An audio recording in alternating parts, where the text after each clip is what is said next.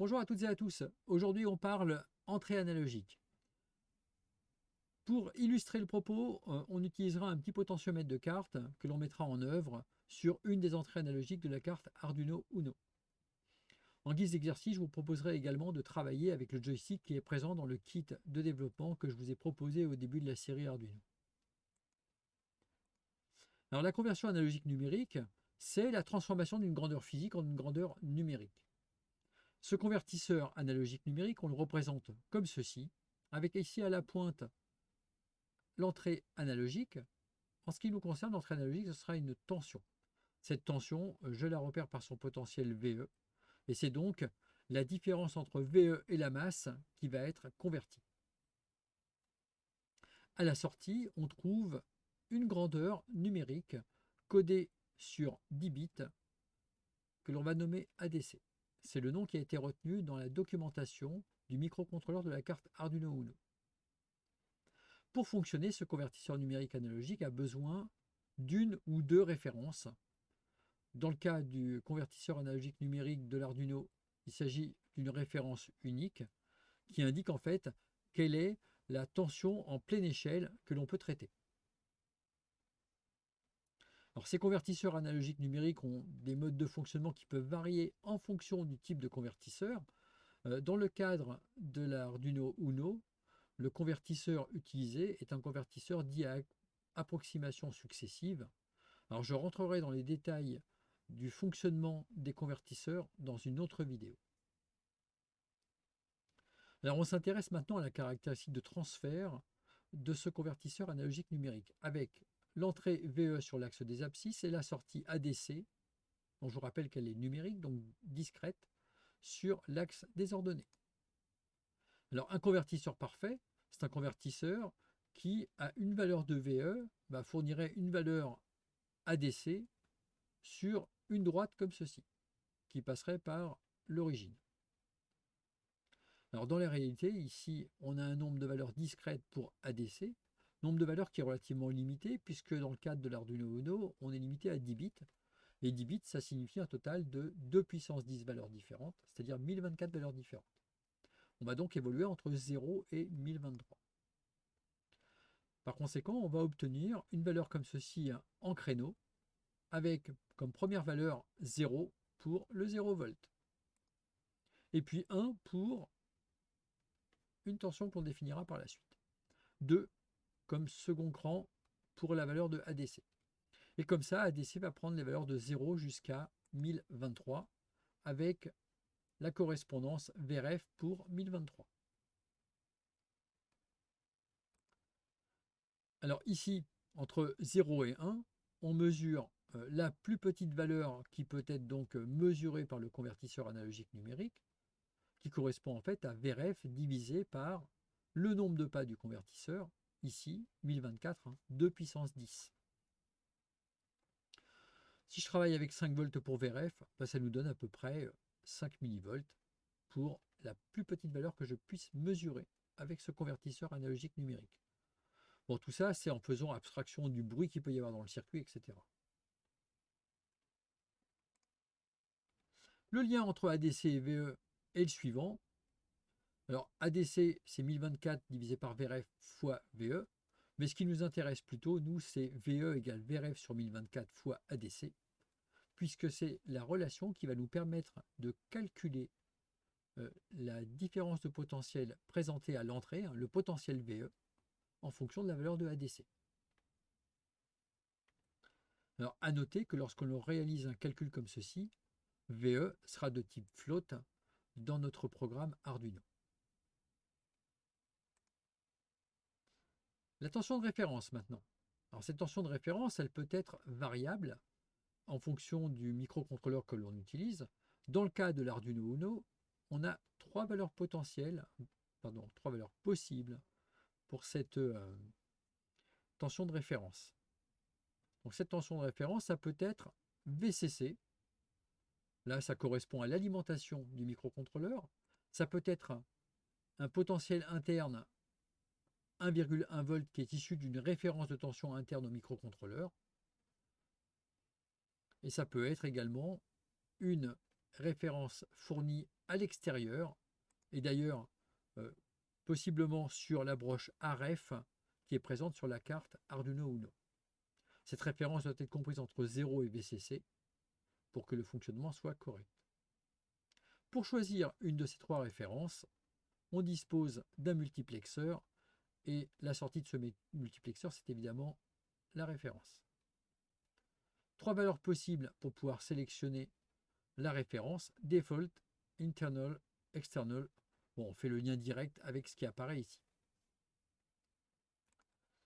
Dans l'environnement Arduino, on aura une fonction Arduino qui va nous permettre de sélectionner la référence avec analogue référence, entre parenthèses, ce qui correspond à la référence, donc soit Default, Internal, External. Par défaut, évidemment, c'est Default qui est déjà sélectionné, et si on n'utilise pas d'analogue référence, eh bien ce sera donc VCC qui sera utilisé comme référence. Alors on s'intéresse à un premier circuit. Ce premier circuit, c'est un circuit avec un potentiomètre. Ce potentiomètre possède une valeur P, et dans le cas qui nous intéresse, j'ai utilisé le potentiomètre qui se trouve dans le kit de développement que je vous ai proposé, et sa valeur est de 10 kΩ. Alors un potentiomètre de carte, ça se présente comme ceci. C'est donc un petit composant qui possède 3 broches et que l'on peut monter sur un circuit imprimé. Alors physiquement, en réalité, il s'agit d'une piste en carbone, avec un dépôt de carbone, qui permet comme ça d'obtenir une résistance. La résistance entre les deux points extrêmes correspond à la valeur du potentiomètre. Donc pour un potentiomètre de 10 kΩ, j'aurai donc 10 kΩ entre ces deux points-là. Donc ici, la première broche, un premier point de contact, un deuxième point extrême que je note broche numéro 3, et au milieu, on trouve ce qui correspond au curseur. Alors ce curseur, c'est un plot qui, en fonction de la position de l'axe ici, circule sur la piste donc du potentiomètre. Et ça correspond à la broche numéro 2. Alors on peut s'intéresser à différentes configurations avec différentes valeurs. Par exemple, dans la configuration suivante, la résistance entre la borne 1 et la borne 2, je peux la noter R12, sera de 0 ohm. Effectivement, on est en liaison directe ici. Second cas de figure.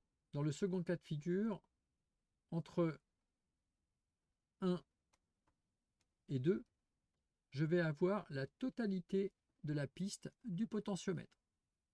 Ce qui représente donc une résistance R12 qui sera égale à P, la valeur du potentiomètre. Pour ce qui nous intéresse, ce sera 10 kΩ. Enfin, pour une position quelconque que je peux repérer avec une valeur alpha, avec alpha qui appartient à l'intervalle 0, 1. Alors 0 quand on se trouve sur ce point-là,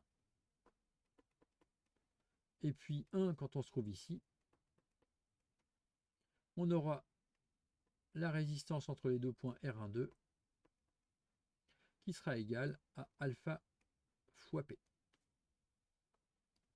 Donc une valeur qui va évoluer entre 0 et P. Alors pour l'utiliser ce potentiomètre, on va ici exploiter un câblage comme celui-ci,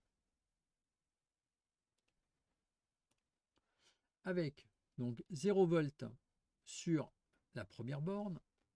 On va mettre le plus VCC sur la troisième borne, et donc ça va nous permettre d'obtenir une valeur au niveau du curseur qui évoluera dans l'intervalle 0 plus 5 volts. Et ça, ce sera la grandeur VE que je vais imposer à l'entrée de mon convertisseur analogique numérique sur la carte Arduino avec le câblage suivant. Ici, on trouve les 6 entrées analogiques de la carte Arduino Uno, qui sont appelées A0 jusqu'à A5. Et c'est donc l'entrée A0 que je vais exploiter en lui fournissant donc un potentiel variant entre 0 et plus 5 volts. et donc en fonction de la position du curseur. Alors je vous propose de voir maintenant le câblage de ce circuit.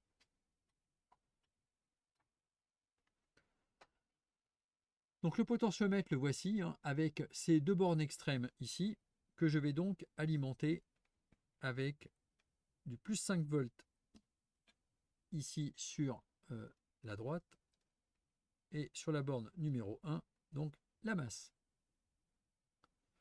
On va donc récupérer le plus 5 volts sur la carte Arduino, ici, et le plus 5 volts ici. Hein. D'abord la masse et le plus 5 volts. Donc voilà, comme ceci. Le curseur se trouve de l'autre côté ici. Donc je positionne mon câble pour prélever ce qui correspond à la différence de potentiel au point du curseur, enfin au potentiel au point du curseur, et je viens placer ça sur l'entrée A0 de la carte Arduino. Donc voilà pour le câblage, rien d'extraordinaire. Donc ici le curseur qui permettra donc de tourner et d'obtenir une valeur du potentiomètre, enfin de la tension différente en sortie. Donc position 0 et position 1 complètement dans l'autre sens là-bas. Bien, alors on va maintenant regarder ce que ça donne avec un petit programme Arduino.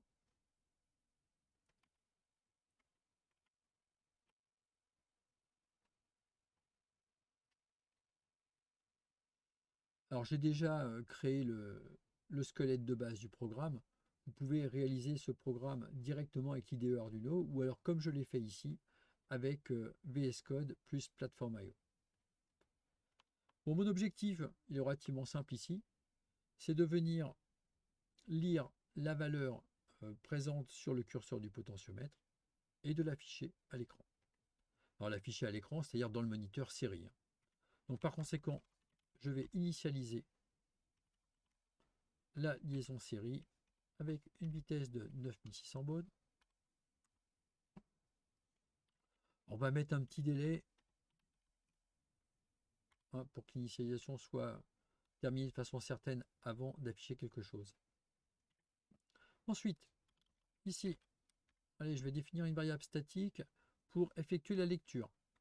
Alors la lecture, on l'a vu tout à l'heure, ADC c'est sur 10 bits, mais en réalité c'est stocké sur 2 octets concaténés, hein, ce qui forme comme ceci une information sur 16 bits.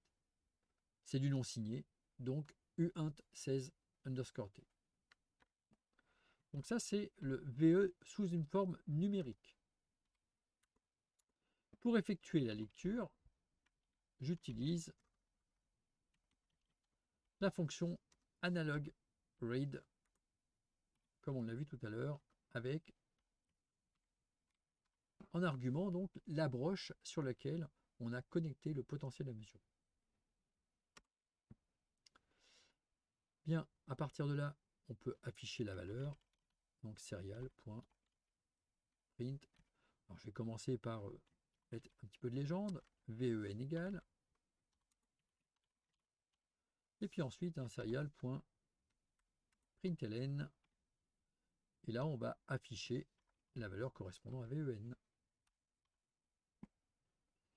Bon, éventuellement on peut mettre un petit délai pour que tout ça, ça se reproduise à une cadence raisonnable. Voici.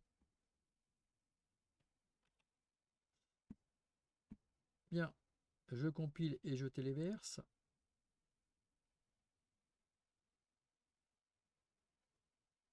Et je lance le terminal série. Alors là, souvenez-vous, j'étais dans la position complètement extrême dans le sens des aiguilles d'une montre et je récupère la valeur 1023. Si je tourne dans l'autre sens, alors en tournant dans l'autre sens, hop, on voit que la valeur diminue. Il y a des faux contacts, hein, donc il ne faut pas trop s'y fier. Voilà, ça diminue, je continue à tourner. Et on finit par atteindre le 0 lorsqu'on est complètement, voilà, complètement tourné dans le sens inverse des aiguilles d'une montre. Et dans l'autre sens, hop.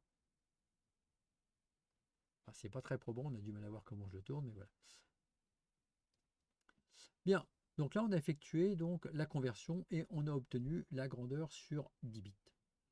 On peut, si on le souhaite, effectuer la conversion pour obtenir la correspondance en volts. Donc pour établir la correspondance en volts, je vais donc ici hop,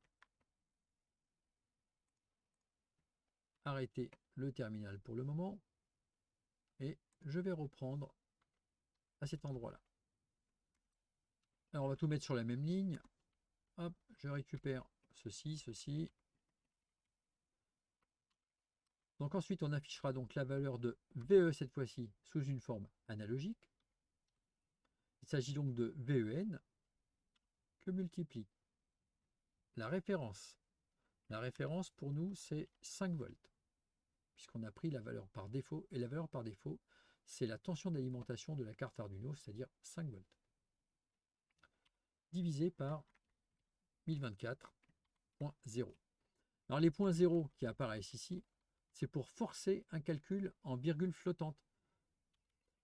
Si je me contente d'un 5 divisé par 1024, le compilateur effectue le calcul en partant de la gauche, pardon, de la droite vers la gauche.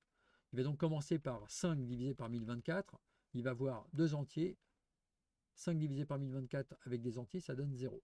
Après, on pourra multiplier ce qu'on veut, on aura toujours 0. Alors que ici, en mettant le point 0, je force des calculs sur des flottants, et on va commencer par un 5.0 divisé par 1024.0, et là, on obtiendra effectivement un résultat qui sera un flottant, multiplié par VEN, j'obtiendrai finalement une valeur en virgule flottante. Allez, pour finir, on indique que ce sont des volts.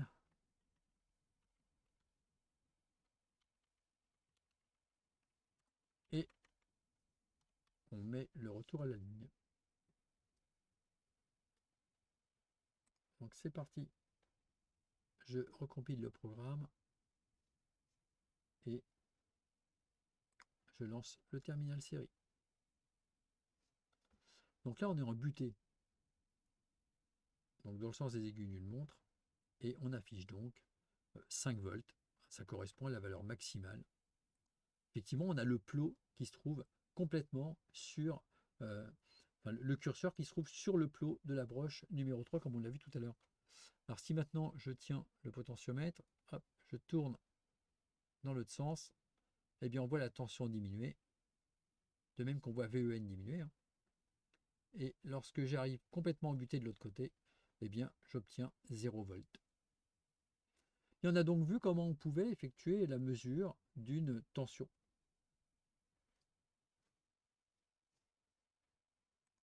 Alors enfin, il manque une petite chose à la plateforme I/O qui concerne en fait le traceur série.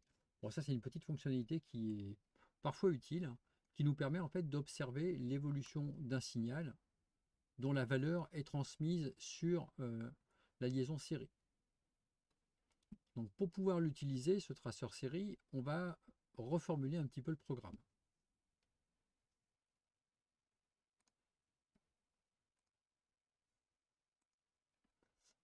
Alors quand je dis reformuler, c'est qu'on va se contenter uniquement d'afficher la valeur convertie en volts.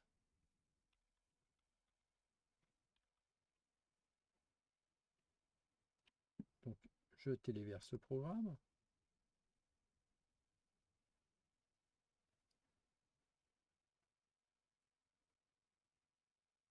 Bien, et maintenant que c'est téléversé, je vais me rendre dans l'IDE Arduino.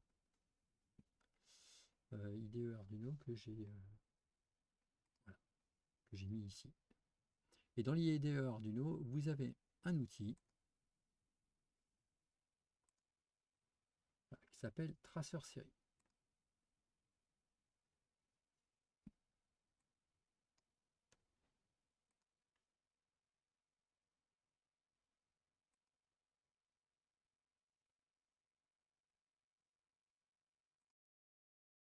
Attention, hein, pour pouvoir l'utiliser, il faut mettre ici un int ln, il faut effectivement un retour à la ligne pour que ce soit exploitable par le traceur série. Alors je me rends donc sur Arduino Et là, dans les outils, je lance le traceur série. Alors le traceur série, le voici. Et si maintenant je viens manipuler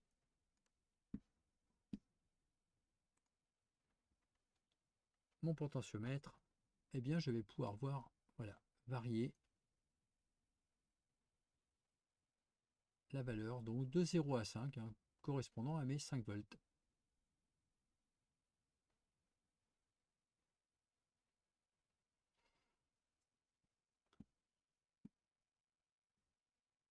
Bien, c'est la fin de cette vidéo d'introduction. Je vous propose juste maintenant un petit sujet d'exercice pour clore cette vidéo.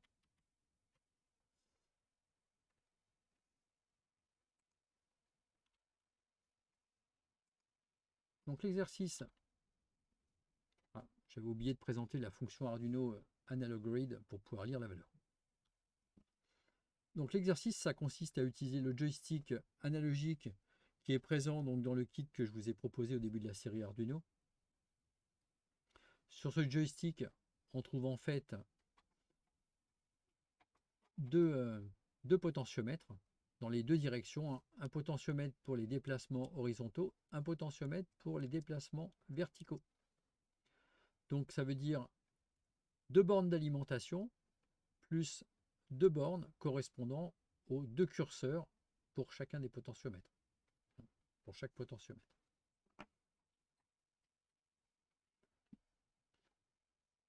Donc au niveau des branchements, GND sur le GND du joystick, le plus 5 volts de la carte Arduino sur le plus de 5 volts du joystick, et ensuite on a VRX pour le potentiomètre horizontal, VRY pour le potentiomètre vertical, que l'on va connecter respectivement sur A0 et A1, les deux premières entrées analogiques de la carte Arduino. Le cahier des charges pour ce petit exercice, mesurer les grandeurs VRX, VRY avec donc la fonction Analog Grade et afficher la direction pointée par le joystick. Alors, la direction, ça peut être haut, ça peut être bas, ça peut être gauche, ça peut être droite, mais ça peut être haut bas, ça peut être haut gauche, ça peut être également, pardon, ça peut être haut gauche, haut droite, bas gauche, mais pas haut bas évidemment, on ne peut pas être à la fois en haut et en bas. Pour pouvoir définir si on est en haut, en bas, à gauche ou à droite, on va mettre en place un seuil, sachant que le point médian pour ces potentiomètres, ce sera à peu près 511, c'est-à-dire qu'à l'équilibre, lorsqu'on ne touche pas au potentiomètre, lorsqu'on ne touche pas au joystick, on aura à peu près 511 comme valeur. Et on mettra une valeur de marge qui sera la même dans toutes les directions pour pouvoir déterminer si effectivement le potentiomètre, le joystick a été suffisamment manipulé soit vers le haut, soit vers le bas, soit vers la gauche ou la droite pour que ce soit suffisamment sensible. Et à partir de là, on affichera le résultat sur l'écran sous la forme suivante. Par exemple, on va vers le haut, ou on va vers le bas, ou on va en haut à gauche, en bas à droite. Voilà, un petit exercice juste pour valider la compréhension de cette lecture analogique avec la carte Arduino. Bien, je vous remercie d'avoir suivi cette vidéo, j'espère que vous l'avez appréciée. Si c'est le cas, vous pouvez mettre un pouce bleu. Et puis dans les prochaines vidéos, on reviendra sur ce convertisseur analogique numérique et on utilisera d'autres composants qui sont disponibles dans le kit. Alors, deux composants principalement. D'abord, la correction sur le joystick, mais ensuite, on verra comment utiliser la thermistance et également la photorésistance. Donc, deux systèmes qui fonctionnent suivant la variation de la résistance d'un élément, l'un en fonction de la température et l'autre en fonction de la lumière.